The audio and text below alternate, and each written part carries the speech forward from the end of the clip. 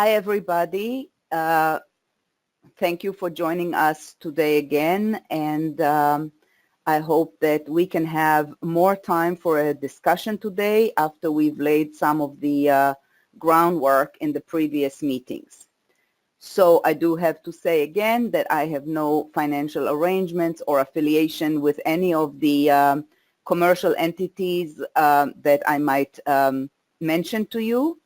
And we can start with the findings that the most common trauma in the world, across the world, according to data from multiple 20 surveys of 20 countries, including the United States, the most common trauma that is reported by people is the death of a loved one. That's the number one traumatic event in people's lives.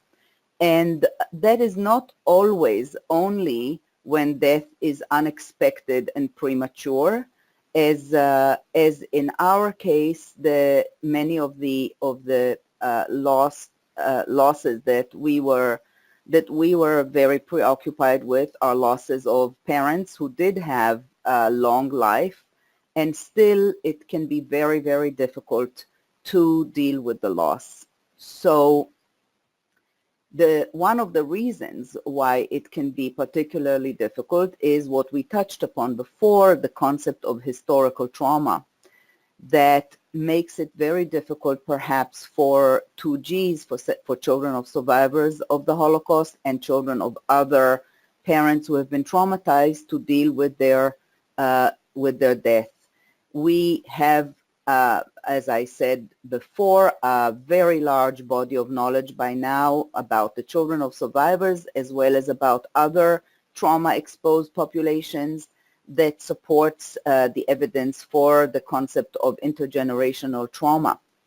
And I want you to look at this quote, which is so important, that says, previous experiences of trauma or significant previous loss may prolong the grieving process, potentially leading to more problematic symptoms after the loss of a significant other, which is why even when the loss is of a person who did have a long life, we might have a very hard time dealing with this, being second generation.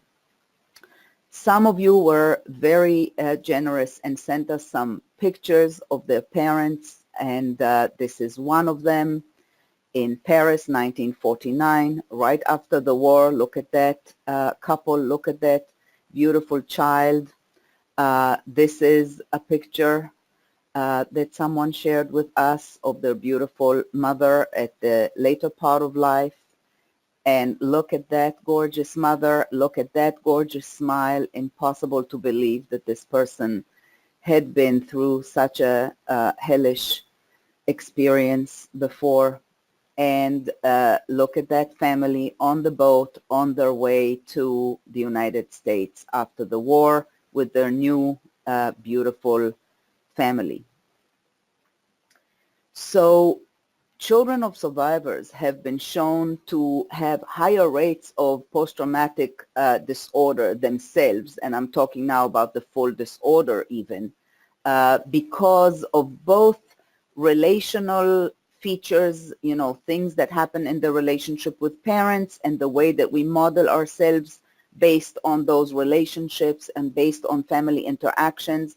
And also now we think and we know that there are biological processes that happen, or the epigenetics that makes us actually have changes in various biological indices that create a sensitivity for post-traumatic stress disorder in children of people, especially mothers, who have the disorder. And individuals who have post-traumatic disorder may respond very differently to recent losses than people who did not go through a traumatic event in their lives. That's why children of survivors may be at a higher risk for various responses that are comparable to what we call in the field of in psychology and in counseling complicated grief. Complicated grief is the same initially, the symptoms are the same as regular grief, but the main feature is that it doesn't seem to subside. The numbness, the anger, the sadness, the longing and the pining for the person that we lost, the preoccupation with the events surrounding the loss, with reminders of the loss, or the attempt to avoid reminders of the loss. All of these, which normally are the responses to loss, but normally subside with time, seem stuck, unchanged, do not subside in the same way for some people, and that's when we call it complicated grief. And complicated grief can really therefore interfere with people's ability to move on, to enjoy their lives, and to get better after the pain of the loss. So we have certain vulnerabilities that make us even perhaps more susceptible to grief. We have a very high sense of self-criticism as a trait that has been with us from very early on in life. That is something that I showed in my own research of the children of survivors, comparing them with peers in Israel. We have a high sense of self-criticism. We are sort of aware of that. We also express a wish, even when we were very young. That study in 1990 was based on children of survivors that were then in their mid-20s or so, mostly 30s. We expressed then a wish to have a somewhat less self-critical experience of ourselves, but that's the way we perceived ourselves. And in many ways, it was a very motivating force, maybe related to the fact that we also have high achievements relative to peers, both in Israel and in other countries. We also, as we mentioned in our previous conversations, have a lifelong tendency to put our parents' needs ahead of our own. And that might be something that makes it very hard to all of a sudden be dealing with whatever feelings and perceptions we have around the loss. Did we do everything possible? Did we put it enough ahead of other priorities in life? Did we manage to get them the best care? And the guilt and the anger and the other feelings that come out around those events might be heightened. Self-criticism, by the way, of course, I didn't mention further, I didn't articulate, but clearly self-criticism predisposes us to feel guilty and to feel that we didn't do well enough and to be angry with ourselves or to be upset with ourselves. We also have difficulties, or we might have difficulties, expressing our own feelings due to the fact that we weren't exactly raised with the modeling of speaking about these feelings. We may feel that our feelings had to be hidden or had to be downplayed. In many cases, people feel that whatever they suffered always was smaller than what our parents have been through.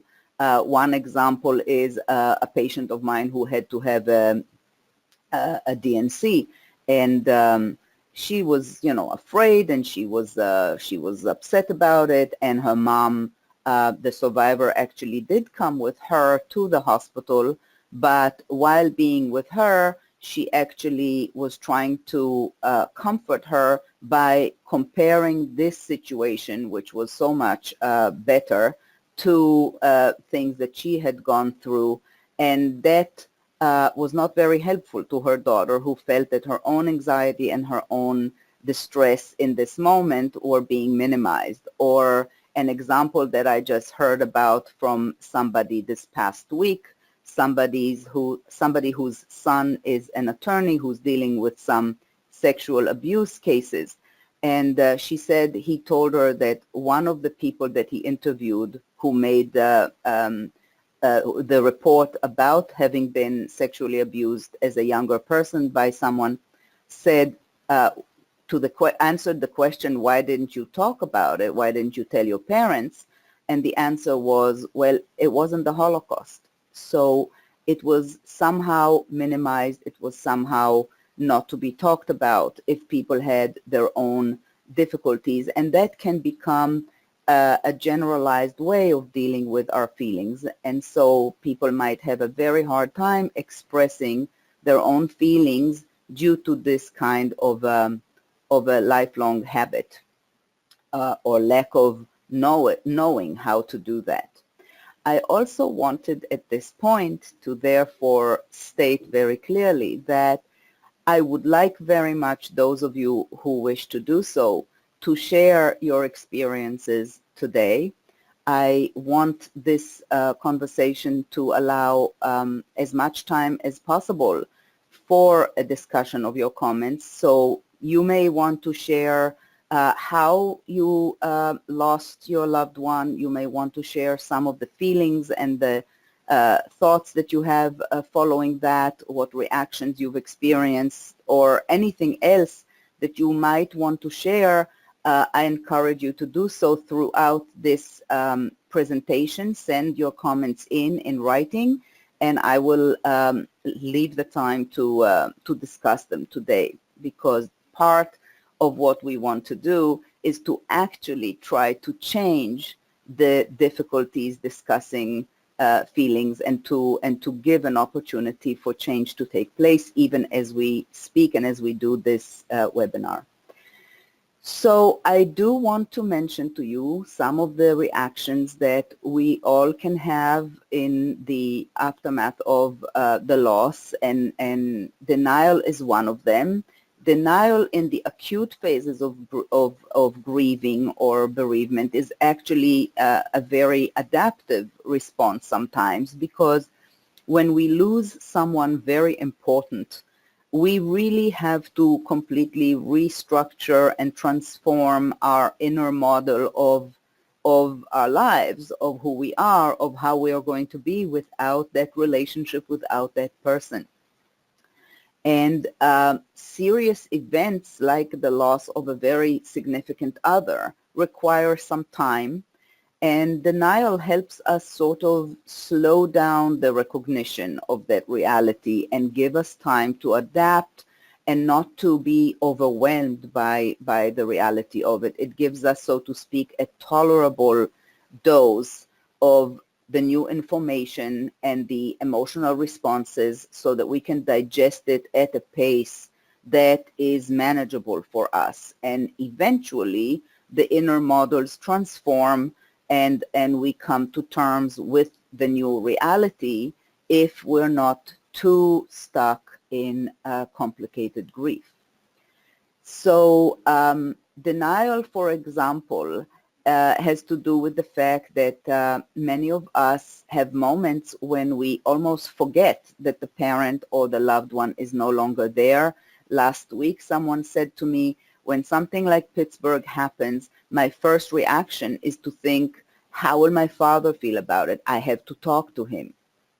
So even though father passed away almost a year ago, the sense that he's still there and the immediate worry and anxiety and reaction about how he will feel and that we have to talk to him, we have to help him process it. It clearly is going to be very difficult and perhaps re-traumatizing for him.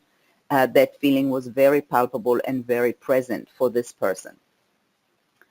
Other potential responses to grief can be either immediate, or they can take a while to show up. They can sort of come in waves, or they can be quite delayed. People are very different in this way. And for many of the people that are struggling with grief, one of the questions or one of the issues is this normal, what I'm feeling? Whether it's too acute, is it normal, or whether one is numb and detached and doesn't feel anything, is that normal? And the attitudes and the feelings that we may have about that like if I'm numb and I don't feel anything, what kind of a person am I? What is going on with me? If I'm too upset, what is going on with me? Some people may be very shut down and secretive about some of their experiences, especially if some of their feelings are such that involve a great sense of criticism towards themselves, or regrets, or shame, or a sense of self-blaming. Other people can feel very uncomfortable expressing how sad and how upset they are, because they feel that they need to maintain a certain stoic and very brave facade.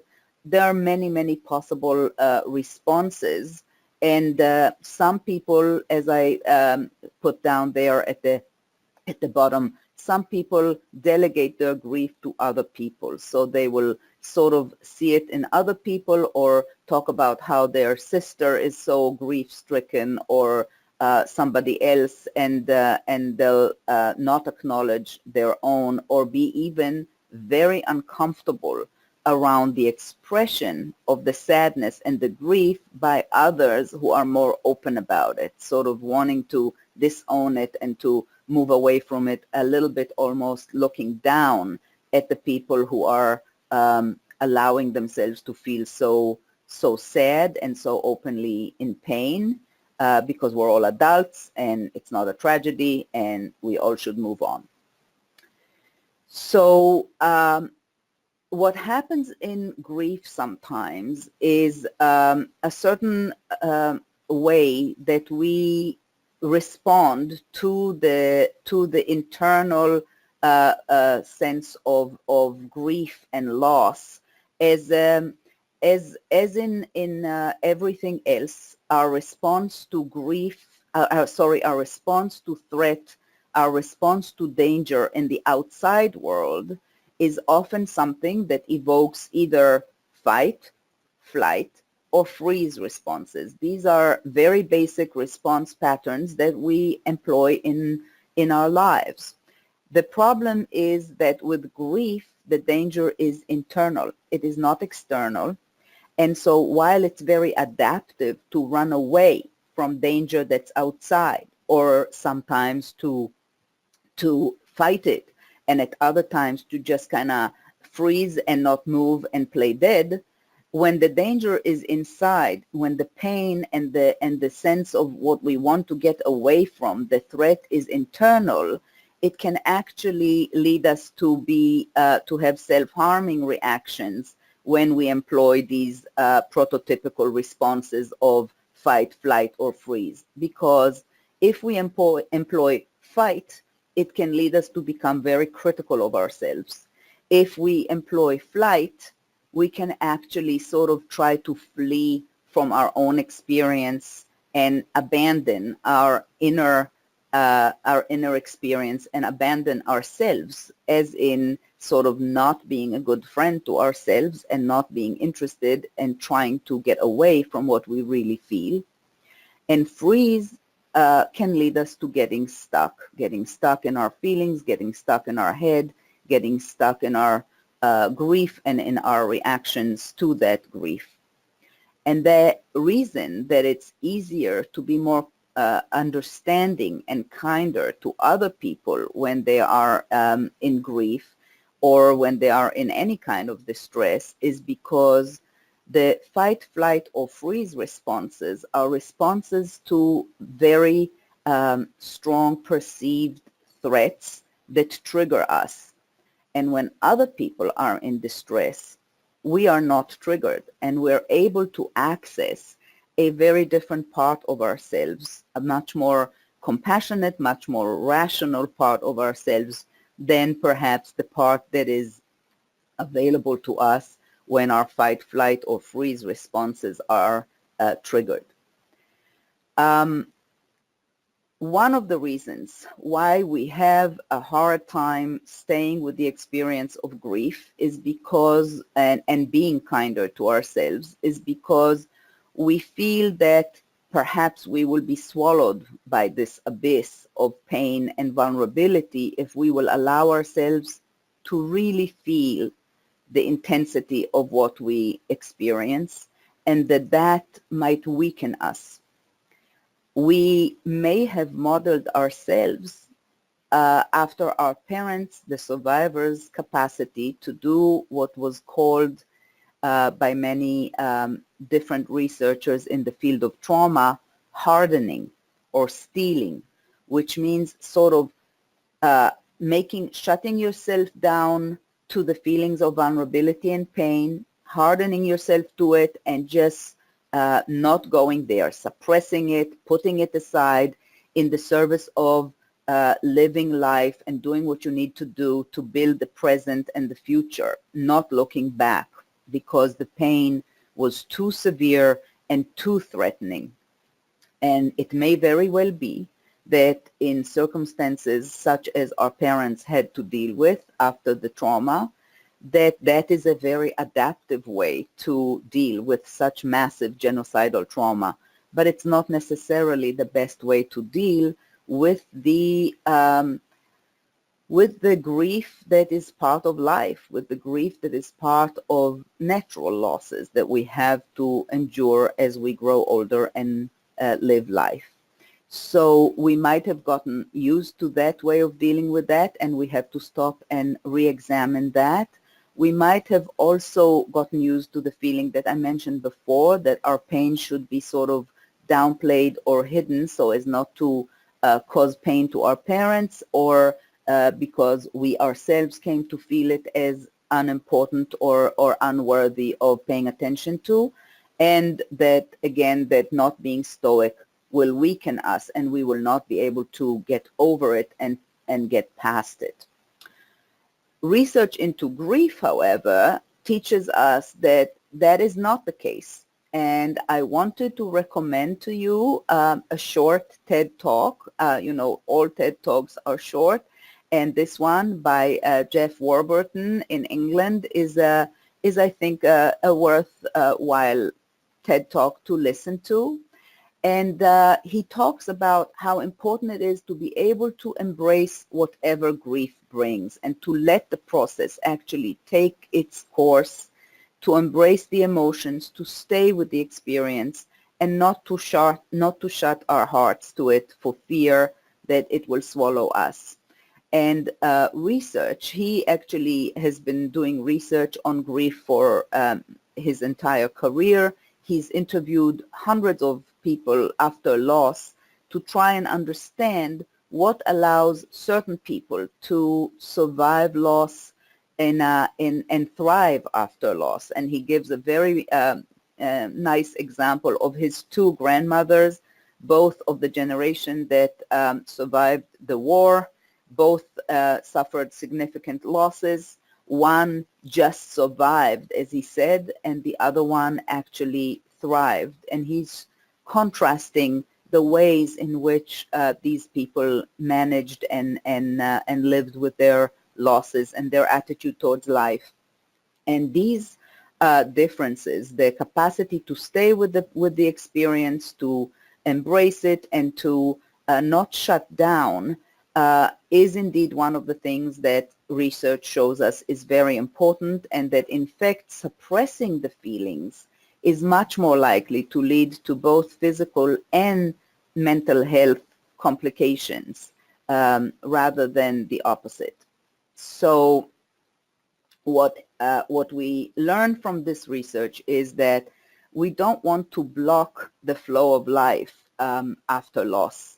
We may have a lot of negative emotions, but if we try to block them, we also block that which makes us vital and fully alive and open to the good experiences in life. And as you can see there, if we block anger, we might also block our vitality and our life force. If we block fear, we may also block our capacity to be excited and responsive to other things. And if we block pain, our own pain, we may block not only our empathy to our own pain, but also our empathy and our capacity to be compassionate to other people's difficulties. And I think that I would like to to mention here a very important point, one that I think is a critical point in my work with the second generation in many ways, which is our parents perhaps blocked their own pain, perhaps it damaged some parents' ability to be fully there for their children emotionally. And what I say often as a very important cornerstone of working with the second generation is try to focus on what would they have wanted for you. Would they have wanted for you to have these not such great experiences? Would they have wanted you to learn the same, perhaps not optimal ways of dealing with certain things, or would they have wanted you to be happy? And most of us feel that our survivor parents would have wanted us to be happy, even if some of the effects of their own traumatization prevented them from being able to teach us how to do that in the best way. And so it is our job to try to do that. And the same or a similar message goes for how to deal with loss. I think that sometimes we feel that moving on is disloyal to the people that we lost or to the person that we loved and lost. And yet I think that we honor the dead and we honor the people that we love by living as well as we can, and not by stopping ourselves from enjoying life to its fullest. In some ways, this is actually one of the lessons, one of the most amazing lessons that we can take on and amplify from our survivor parents. They did not stop life. They did not stop, they did not stay immobilized by their losses. They moved on and they tried to embrace life, each one of them to the best of their ability. So we honor the dead, we honor our loved ones by living as well as we can. And we have to remember that and give ourselves the permission to do that. So I wanted to speak about one of the ways in which we can try to help ourselves navigate through the pain of loss. And one of those ways is the concept of self-compassion and using self-compassion as a resource. Some of the experts in the field of self-compassion are Kirsten Neff and Chris Germer, and they state, in a nutshell, self-compassion is treating ourselves with the same kindness, care, and understanding that we would offer to others when they suffer, fail, or feel inadequate. And research indeed shows that self-compassion does have a significant impact, positive impact, on both emotional and physical aspects of our sense of well-being. And what Kirsten Neff and Chris Germer state is that we all have actually the capacity to be self-compassionate, but we tend to neglect it, especially when we are struggling with pain or threat or loss or something that's very difficult for us. So when we need it most is when we actually lose the capacity to access that ability that is within us. And I urge you to go to Kirsten Neff's website, and there is a self-compassion scale and self-compassion exercises that you can take there. The scale will help you test how self-compassionate you are, which is an important thing because sometimes we are very self-critical and not very self-compassionate, but we just think that that's the way to be. That's the objective way of looking at things. As one survivor actually told me, I'm not pessimistic. Everybody says that I'm pessimistic. I'm not pessimistic. I'm just objective. So it becomes so natural for us to look at certain things the way we've always looked at them that we forget that's just the way perhaps that we look at them and not necessarily the only way to look at them. So taking the scale is a way to gauge where we are in comparison to other people and to the concept of self-compassion. And then there's some self-compassion exercises there. It's free and it's a useful tool that is helpful to many people. So what is self-compassion? Self-compassion is being mindful and allowing yourself to really be in the moment, to feel what you feel, to make room for it inside. And no matter how upsetting, sad, shameful, painful it is, to just make room for it inside and not try to flee or avoid it or deny it. And then it's very, very important to be kind to yourself, to be kind as you would be to a friend or your child or your grandchild if they came to you with something that was very painful to them. And that means to really change the narrative inside our heads, the way we talk to ourselves, to use kind words, to use a kind tone, and to really pay attention to that. And the third element in self-compassion is what's referred to often as the common humanity element, which is to remember that we are all imperfect, that we all make mistakes, that we cannot avoid that. That's kind of, as there is the cost of doing business, there's the cost of being alive, which means we will fail, we will sometimes do something wrong, we will sometimes disappoint ourselves or others. It's just not possible to get through life without it. It is part of life. It is human. And that allows us to not feel so isolated in our pain and shame, and to just accept ourselves as we are, realistically looking at who we really are, but looking at it in a kinder and more compassionate way, because it's really actually when we accept who we really are that we can begin to change, because that's what we actually do for our children or students, right? We try to actually say what needs to be changed in a way that will motivate change. If we say to them just, you're terrible, you're awful, what you did is unacceptable, this is such a failure, that's not a way to motivate change, not in others and not in ourselves.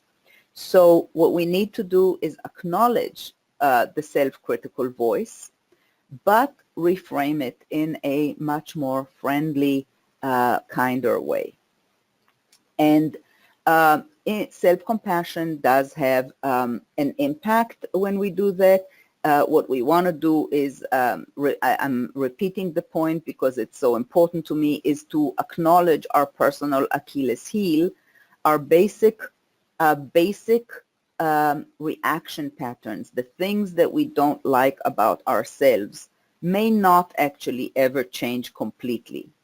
But when we acknowledge them, we changed our own attitudes towards them. We accept them no longer as the way to be, or we don't try to now justify why we responded in such a way by throwing the blame on the other person. We acknowledge that this is our Achilles heel, and we are much quicker to then apologize for it. Sometimes we're a little bit quicker to notice that it's being triggered and we don't go there. It just changes our attitude towards these patterns, even if the patterns themselves will always continue to be characteristic of who we are. And like I said, the acknowledgement of these patterns is not to be confused with accepting them as, that's the way to be. It's in fact the opposite. Acknowledging the way that we are allows us to own certain things that we do and begin to change them. And like with children, like with students, like with other people that we want to help change, actually being self-compassionate is a source of inner strength. It's a source of inner support. If we're kind to ourselves when we made a mistake, if we're reminding ourselves what we do well actually, and that we're not if we don't go into that black hole of self-blame and self-hate, then we're much, much stronger in our attempts to do better. Borrowing from well-being therapy, there are some things that are important perhaps as ways to deal with our pain in grief. This is work that can be done outside of therapy sessions, is whether it's between sessions for people who are in therapy, or just as a way to help ourselves deal with difficult things, including our grief and including our self-blame. So the difference here, as you will see, in behavioral cognitive therapy, we focus on negative thoughts and we try to change them. But another way of working with difficult thoughts and difficult emotional experiences is to actually try to strengthen our well-being and our positive moments and amplify them and make them more lasting and more noticeable in our general balance of looking at things and experiencing our lives. So first we have to start, even as we're very sad, even as things are very difficult, we need to start to identify some moments that are actually moments of well-being. And there are always some tiny little ones, even if they're very tiny, even if they're very brief. Identify them, put them down, because they're fleeting. And we do have our negativity bias, as we all know. We tend to be, especially when we're sad, especially when we're grieving, we may not notice those brief moments when you look at a beautiful tree in the fall colors right now, and there's this brief moment of, what a beautiful tree, what a beautiful day, what a beautiful fall day. And then you remember again that you're in grief and that you're sad and that the loss is still a reality, and you get very immersed in that. But that moment was still a moment of appreciation of how beautiful that was. So first, identifying those situations, those moments, describing to yourself in writing a couple of words of the feeling of well-being. What was it? What did you feel? Trying to attend and to mark for yourself the intensity of that feeling, let's say on a scale from 0 to 100. And then noticing what was the interrupting thought that changed that brief moment of well-being and reminded you of something else that's very troubling, that's sad, of your grief, of your loss. And the last phase is to add on some kind of an external positive observer inside that offers an alternative interpretation of what is happening, such as, I'll give you an example of a survivor of mine who was in a park on a beautiful day with her daughter. Her daughter wanted to give her a good day, and she took her. It was a beautiful spring day, and they were sitting in the park. And the survivor loves music, and she loves children, and there was a band of children playing music in the park, and she was having a very beautiful moment there. And then she said, she had the image of her mother, who was a musician, intrude upon her consciousness. Her mother, who was murdered in a very terrible way during the Holocaust, and the whole day and experience were ruined for her and were ruined for her daughter. So one example of an external positive observer interpretation there would be, you're trying to spoil this beautiful day today. You don't have to spoil this day today. You loved your mother, and your mother would have wanted you to have a beautiful day today. Don't let this thought spoil it. So an observer that reminds us of those issues that I've been mentioning as ways of countering the automatic negative feeling that comes up in ways that are that contribute to the perseverance of grief, and that don't allow us to integrate it better with the good moments in life, with the permission to continue to enjoy life even though we lost the loved one.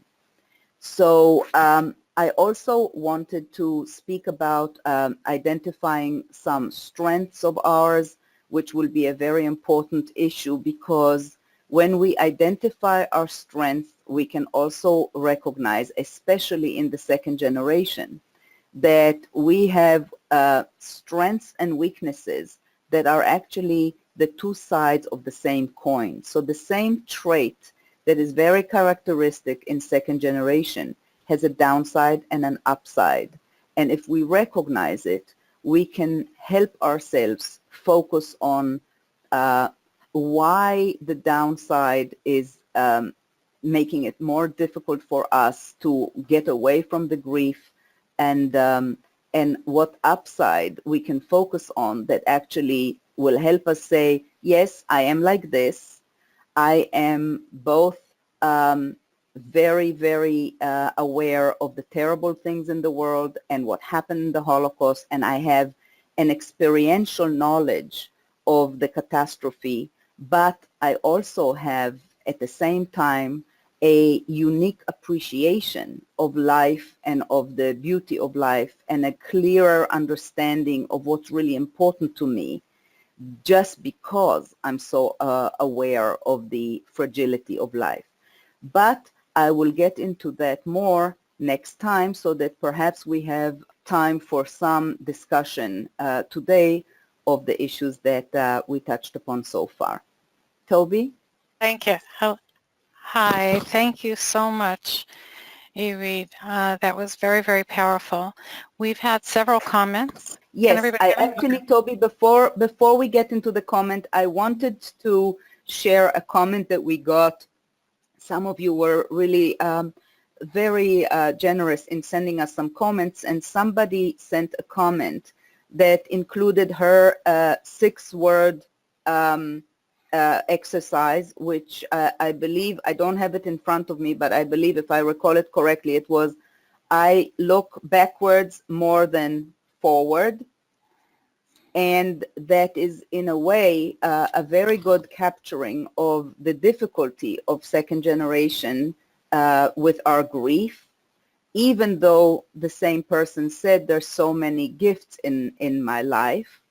And the other thing that that she mentioned, okay, I'll just stay with that, and I'll say that that is perhaps an example of how certain issues in the life of the second generation are so intricately involved and perhaps complicate adaptive grief, because we were the future of our parents. We were the future. We were supposed to be the future. But we were also children that grew up with a very strong experiential knowledge of the past, of things that happened before we were born and people that died before we were born. And that sense of being very, very connected in an unusual way to the past is part of who we are. And it can become difficult to therefore not be too focused on the past, and able to really focus as much as we would like on the future. That's it, Toby. Okay, thank you. Thank you for that. I just want to clarify one thing. One question came up, how we are defining second generation. Second generation are children of the Holocaust survivors. Grandchildren of the survivors would be third generation, just so that we're all speaking with the same shared understanding of the categories. So Irit, there were several comments, questions and comments that came up around the complicated issues within the grieving process, particularly around anger. Anger at always having to put our parents first, not just about wondering whether we did enough for them. In a way, we did too much at our own expense. And then similarly, another person spoke about anger at how the parent left this world, leaving so many affairs to be handled and managed by the family. And it seems that in some of the information you shared today and in previous sessions, that expectation that the parents had of the children to accomplish, to achieve, to do everything to the best of their ability was not something that they themselves necessarily adhered to. And that in this particular case, it left a feeling of anger. Perhaps dissonance is a good word to use here. How might you comment around this concept of anger as part of the complicated grief process?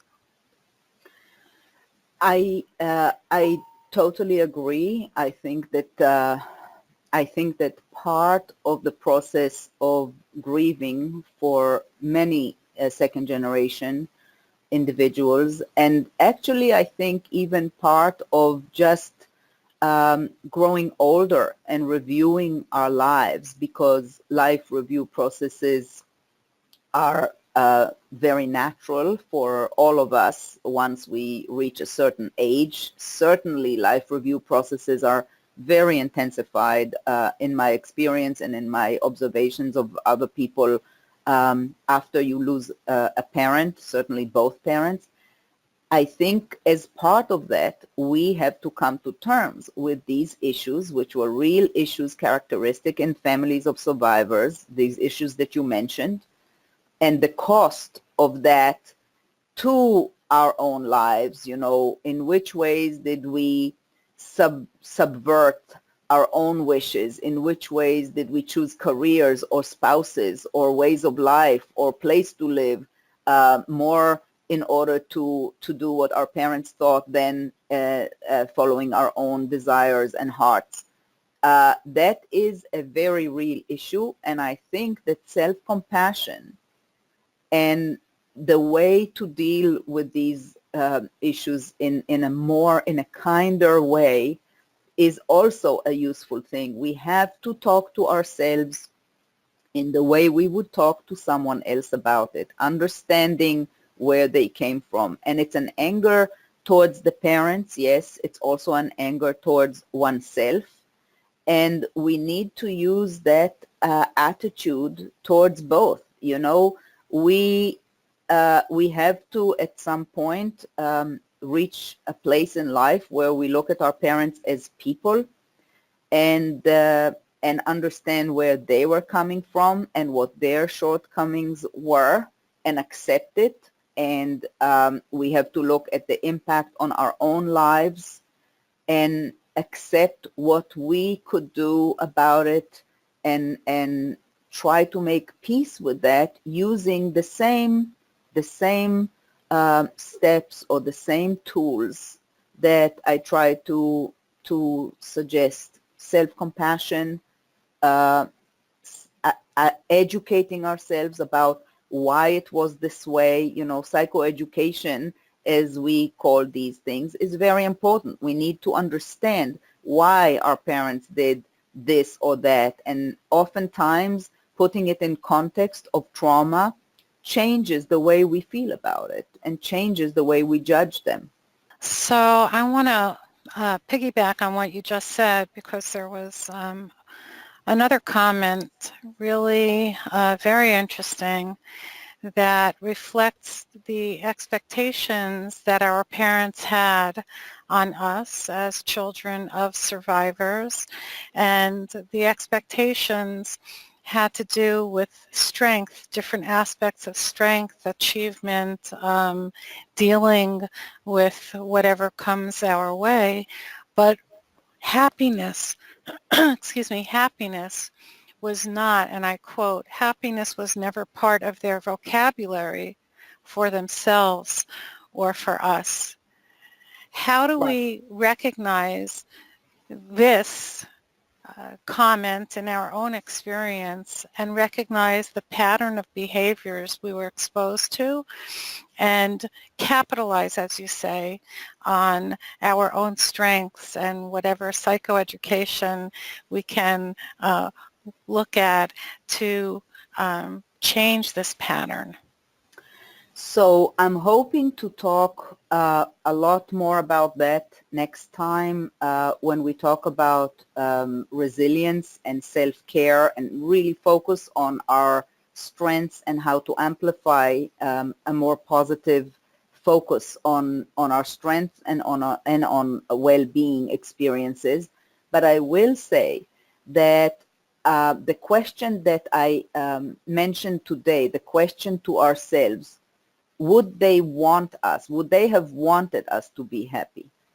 Of course, most parents would have wanted their children to be happy, even if it wasn't part of their own vocabulary because of what they've been through, even if they didn't know how to do it, they didn't know how to model it, and perhaps they didn't even know how to put it on their children's radar as an important goal in life or way to be.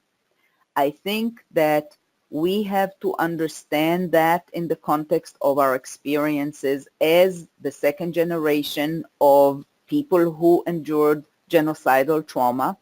Some of them were able to communicate that expectation and to even live it. Some of them are those who were able to experience what we call post-traumatic growth, which is in fact the capacity to embrace life and to appreciate the beauty of life and the good things about life even more so because of how difficult the experiences were that they survived, and the appreciation of having survived, and the appreciation of having to recreate a family and a future just because that it's even more important and more to be appreciated, and they really lived with gusto. But some were not able to. And for those children of parents who were not able to, I think we have to create that, to work towards that experience ourselves, to understand that they would have wanted us to, and to not fall into the trap that I hear many people sometimes explain or express, the feeling that they couldn't really be very happy because it's disloyal to the parents, or it felt like abandoning their parents if they were completely happy about something or completely immersed in their own joy or enjoyment of their lives, or that they couldn't, one person, for example, said specifically, I could never really laugh in the presence of my parents. Like we wouldn't laugh in the presence of someone who's, let's say, acutely grieving the death of somebody.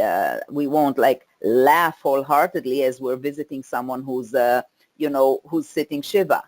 But I think it's very important for us to understand the difference, that here is complicated grief, post-traumatic grief, not something that they would have wanted us to live with, not something that we need to see as an expression of our loyalty with them. Like somebody said to me once, she said, as a kid, you can see in all photographs that I never smiled. My father didn't smile and I didn't smile, as if I had to join him in his sadness.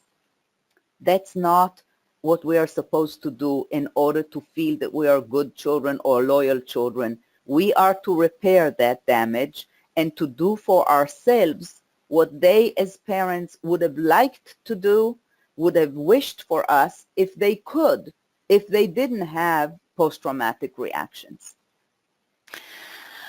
I can't begin to say thank you for what you're sharing with everyone. And some of the themes that I'm reading about are ones of feeling part of a community where these very difficult emotions that come from the grieving process are not unique. people do not feel that they are alone. And it's okay to have these feelings about past emotions that carry on into our present, and recognize that this is part of something bigger. It's not a function of any one person as a unique individual, but there is a commonality among the second generation Holocaust survivors that have experienced similar attributes of that parent-child relationship over the years. And one of the comments also is, how do you get to the point of self-forgiveness when you don't have a do-over, when you had a complicated relationship and you were angry and stronger emotions toward that parent and didn't have the opportunity to say how angry you were with them for things that they did and then they passed away? How do you move past that? How do you not obsess over it? How do you resume normal functioning with others when you have this pit in your stomach or in your heart that you did something that you should not have? I think that that is a very, very complicated question, and I hope to actually get back to it also a little more next time. But I don't think that that working through such a thing necessarily required or requires having done it with the person, with the parent themselves. I think that we can also do that work with ourselves, by ourselves, or let's say not by ourselves necessarily alone, but not with the parent. We can do the work with a therapist. We can do the work with other second generation individuals in various forums. We can do the work in many ways. And by the way, there is, I don't know if I mentioned, but there is a book by Emily Cohen that actually is available online. I think I mentioned it maybe in the past, but if not, I will now, because it's a book about her experiences caring for her mother at the end of her life, and her mother was a mother with whom she had a very complicated relationship. So it's one of those books, not too many of which exist, about this aspect, and one can read that. And also the movie, the documentary that I mentioned last week, Mr. Rakowski, is an example of a very successful son of survivors in many external measures, who talks about how angry he was with his father and how upset, and how in the process of making the documentary he was able to get to a certain shift internally, even though he never really worked it out with his father in their relationship in reality. So I think that we have a great power internally to work on many, many things. We don't always have to do it with the parent. And if the parent passed away, that's not the end of the road. We can still do a lot of progress and a lot of changing without the parent internally. Irit, thank you so much. I'm mindful of the time. It's now 1:29. I want to thank all of the participants. We will be sharing the slides. Give us until tomorrow to put them up. You'll also get a link with the recorded version of today's session. Irit, is there anything you would like to share prior to next week's session for people to think about or contribute? Yes, I would like to go actually to the end and show you that I put a few things here that you might want to look at in terms of actual suggestions for exercises that have been shown to be very helpful for many people. And I wanted to direct people to this link, where there is a little quiz that helps us identify what is called in positive psychology signature strengths. and I would recommend that you take the quiz. We will not, of course, have any idea of what you answered, but I suggest that you ask yourself these following questions there. What did you learn about yourself? How are you using your strength? What are the shadow sides of these strengths? What are the downsides of the very same strengths? And identify strength in those around you and ask yourself, how do you mobilize the strengths of you that you perceive in those around you, or how do you help them use those strengths? This will be useful as we talk next week about resilience, inner strengths, and self-care. Thank you so much. We thank you for participating, and we will hear from you and see you in 2 weeks. Have a good day. Thank you very much, and thank you everybody for joining us today again.